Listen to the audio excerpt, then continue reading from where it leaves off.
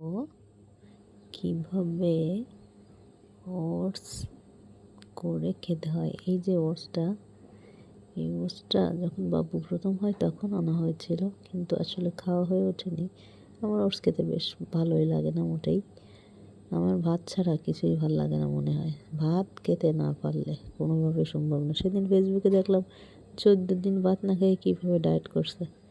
আমার তো দেখে নিজেরই মাথা ঘোরাচ্ছে যে ভাই, এটা ভাত না খেয়ে থাকে কীভাবে।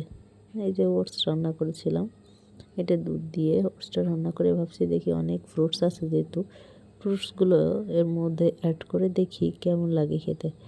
তো আসলে আমার মনে হয়েছে যে ওটসটা শুধুমাত্র চিনি দিয়ে আর কলা দিয়েই বেস্ট লাগে।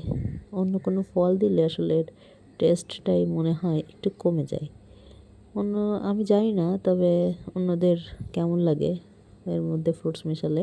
তবে আমার মনে হয় যে টেস্টটা একটু কমেই গেছিলো, সত্যি কথা বলে দিলাম।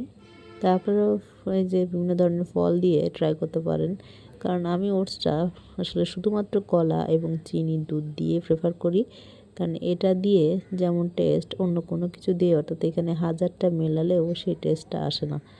তো ওটসটা ভাবলাম যে কিছুদিন বাদে ডেট এক্সপায়ার হয়ে যাবে, এখন আমাকে এটা খেয়ে শেষ করতেই হবে, তা না হলে বাড়িওয়ালা আমাকে ধরে আসলেই পিটানি দেবে, কারণ অনেক দাম। তো এটা নষ্ট করা ঠিক হবে না। তো ভাবলাম না, এখন খেয়ে ফেলি। কিছুদিনের মধ্যে ডেট এক্সপায়ার হয়ে যাবে, তখন তো আর খাওয়াই যাবে না।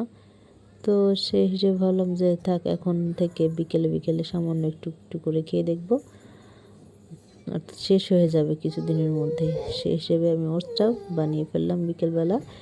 তো আমার বড়বাবু আমার মতো ভাত ছাড়া তেমন অন্য কোনো কিছুই পছন্দ করে না খেতে, এবং ভাজিটা বেশ পছন্দ, কিন্তু আমার হচ্ছে এই ধরনের খাবারগুলো বেশি পছন্দ।